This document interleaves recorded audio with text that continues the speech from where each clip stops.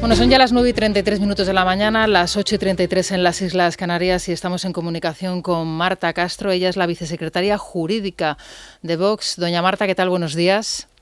Hola, buenos días. Muchas gracias por invitarme. Gracias a usted. Bueno, muchas personas estarán diciendo, bueno, ¿y quién es Marta Castro? Bueno, pues Marta Castro es la persona que ha hecho que en Vox, bueno, pues toda esta acción jurídica se convierta también en una manera de hacer oposición y sobre todo una acción y una manera de hacer política. Desgraciadamente, porque no nos gustaría que fuese así, que tuviera que ser así, pero la realidad es la que es y estamos en lo que estamos, ¿no?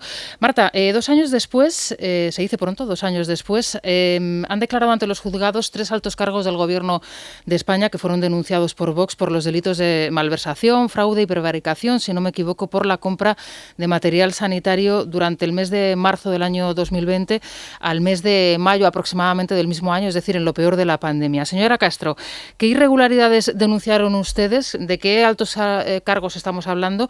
Y sobre todo, ¿por qué se ha tardado tanto en llamar a declarar a estas personas? Sí, bueno, pues los altos cargos que declararon fue el director del Instituto Nacional de Gestión Sanitaria, INGESA, que en esas fechas todos recordamos cómo el ministro Illa dijo que iba a ser o sería el organismo competente para la gestión de todos los contratos de productos sanitarios que se estaban necesitando de forma urgente.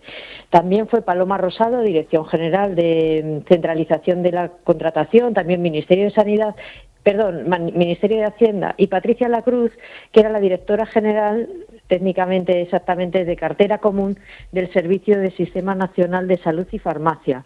Es una dirección general adscrita también al Ministerio de Sanidad. Estos 3 cargos son los que firmaron los contratos, según la página de transparencia de donde nosotros hemos extraído toda nuestra información, en esas fechas y con posterioridad. Y las mayores irregularidades, en concreto yo explicaba ayer también que eran de los 56 contratos que pudimos analizar, porque no todos los contratos estuvieron colgando en la página web. Nuestro trabajo fue en la peor fecha de la pandemia. Estábamos todos confinados y ahí tuvimos que desplegar una actividad de control, Vox, tanto en el Congreso como desde la Vicesecretaría Jurídica, fue, os puedo asegurar que inconmensurable. Hacíamos un seguimiento puntual diario de todas las novedades que se iban produciendo y descubrimos que en 13 de estos contratos no solo había irregularidades que pueden ser subsanadas, como se hizo después de publicación en el BOE y demás, sino que sobrepasaban estas meras irregularidades de salirse del procedimiento. Como por ejemplo, todas las empresas chinas ni siquiera aparecían ninguna identificación. Y de los 13 contratos había al menos 8 que eran con empresas chinas.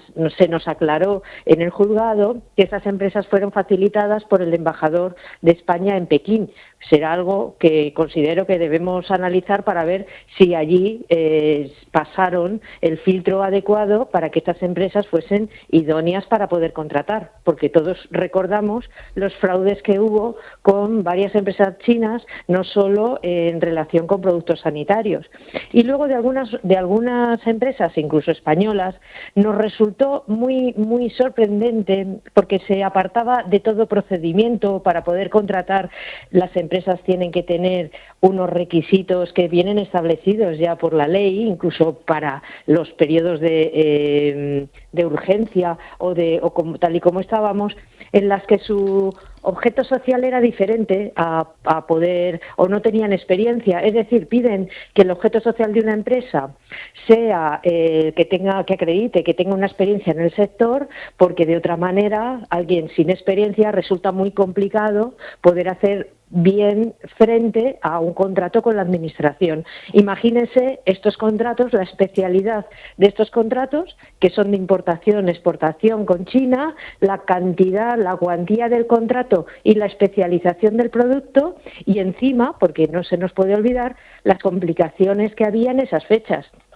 Pues una empresa que se dedica a la asesoría legal y contable, como es el caso de una, o una que se dedica a la distribución de alimentos, como es el caso de otra, o incluso una que se dedica a la distribución de yesos para construcción, pues no nos resultaba muy adecuado para poder ser válidas para traer todo el material urgente que se necesitaba. Es de suponer que la experiencia te da además un plus de contactos y estas empresas desde luego no lo tenían.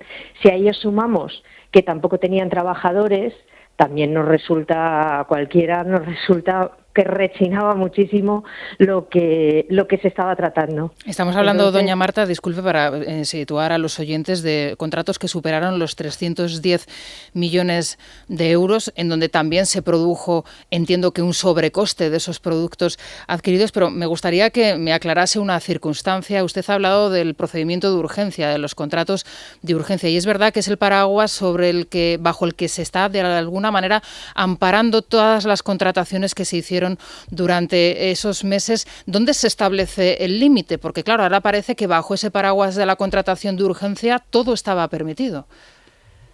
Es que efectivamente, primero también nos resaltó mucho y quisiera ponerlo de manifiesto que, por ejemplo, el paraguas, como bien dice, el paraguas normativo que amparaba realizar estos contratos, no el procedimiento de urgencia al que luego me referiré, pero el paraguas normativo es un decreto ley de 12 de marzo en el que recordemos que es anterior incluso al decreto ley de estado de alarma, el primero, que fue de 14 de marzo y que además resultó anticonstitucional precisamente por un recurso de Vox.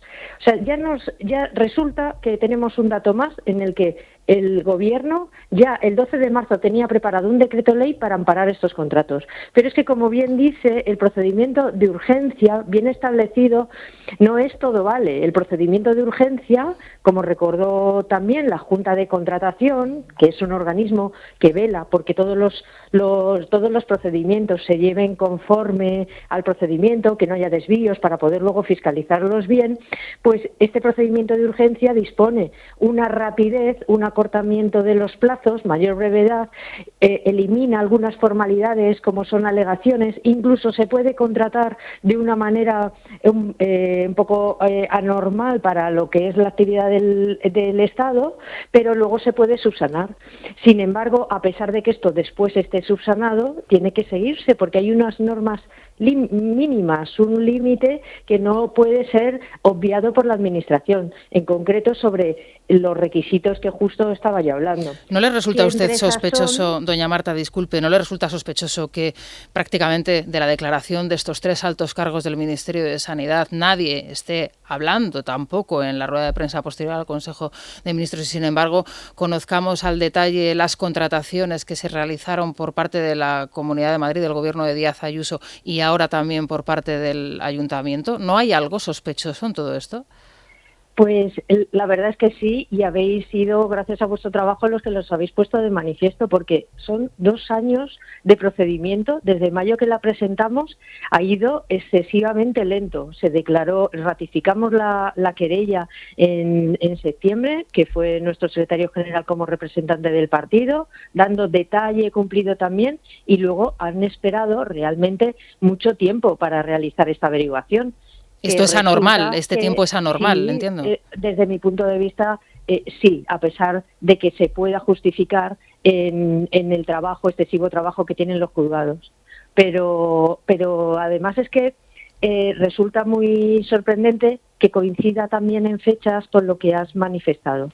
Y otra cosa también que me resultó muy llamativo fue que en este asunto, en las declaraciones de los investigados, no estuviese presente el Ministerio Fiscal, que es el que está acusando precisamente de los otros contratos. Entonces, ¿Se dio algún tipo de explicación al respecto o no tenían por qué darla tampoco? No tendría por qué darla, pero es muy llamativo.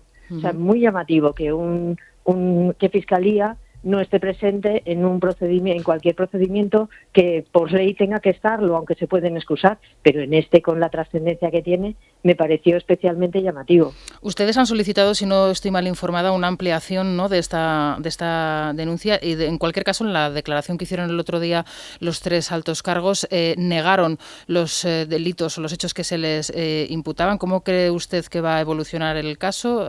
¿Qué es lo que va a suceder ahora? Tenemos una ampliación por otra empresa que hemos estado investigando desde entonces, que está relacionada también y que está pendiente de decisión judicial sobre la ampliación.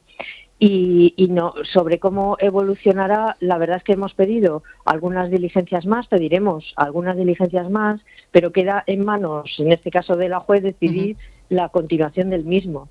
Entonces yo creo que es una oportunidad increíble para que en este caso, que desde entonces no se han analizado la situación que sufrimos entonces todos los españoles, que se analice cómo se hicieron las cosas y desde luego si se hicieron mal, porque eso que se demuestra es de la declaración que realizaron fue la mala gestión, como mínimo, en este caso nosotros es que supera los estándares de la mala gestión con la que se realizaron todas las no solo la contratación, sino la gestión de la pandemia por parte del gobierno, pues queda en evidencia y eso no lo podemos olvidar, porque hubo vidas, tuvo su contrapartida en vidas y sigue teniéndola. O sea que... Bueno, pues doña Marta, muchísimas gracias por atender nuestra llamada. No la pregunto si usted va a coger unos días de descanso, porque entiendo que no, que seguirá trabajando. Me gustaría un poco porque aprovechar con la familia y disfrutar además pues de la Semana Santa y de nuestras tradiciones que te estoy deseando. Claro que sí, pues bueno, por lo menos para cambiar de ambiente. Muchísimas gracias, doña Marta. Gracias por atender la llamada. Gracias a vosotros. Adiós.